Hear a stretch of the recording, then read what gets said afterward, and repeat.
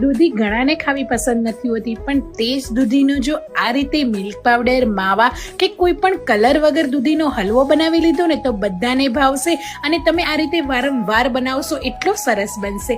તો દૂધીનો એકદમ દાણેદાર હલવો બનાવવા માટે આ રીતે મેં અહીંયા એક મોટી દૂધી લીધેલી છે. ધોઈને એની છાલને ભાગ કાઢી લઈશું, વચ્ચેથી 2 પાર્ટ કરી લઈશું અને ઘરમાં રહેલી આ રીતે ઝીણી ખમણીની અંદર દૂધીને ખમણી લઈશું. એકદમ સરસ રીતે દૂધી ખમણાઈ ગઈ છે. એક પેનની અંદર 2 ચમચા ઘી એડ કરી લઈશું. બધી જ ખમણેલી દૂધી એડ કરીને દૂધીનું પાણી બળે ત્યાં સુધી રહેવા દઈશું. આમાં દૂધીનું પાણીને આપણે નથી કાઢવાનું, જો એ રીતે તમે કાઢશો તો હલવો ફિક્કો થઈ જશે.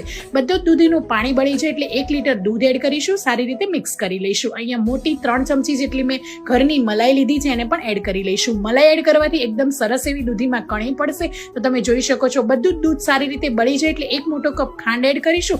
તમે સુગર તમારી રીતે એડ કરી શકો છો, વધારે કે ઓછી. સારી રીતે ખાંડ બળી જાય એટલે ઇલાયચી પાવડર એડ કરીશું. 1 ચમચી ઘીની અંદર ડ્રાયફ્રૂટને સારી રીતે રોસ્ટ કરી લઈશું ને એડ કરી લઈશું. હલવો તૈયાર છે. આ રીતે બનાવશો ને તો એકદમ દાણેદાર દૂધીનો હલવો તૈયાર થઈ જશે. અને તમે દૂધીનો હલવો કેવી રીતે બનાવો છો એ પણ મને કમેન્ટ બોક્સમાં જણાવો.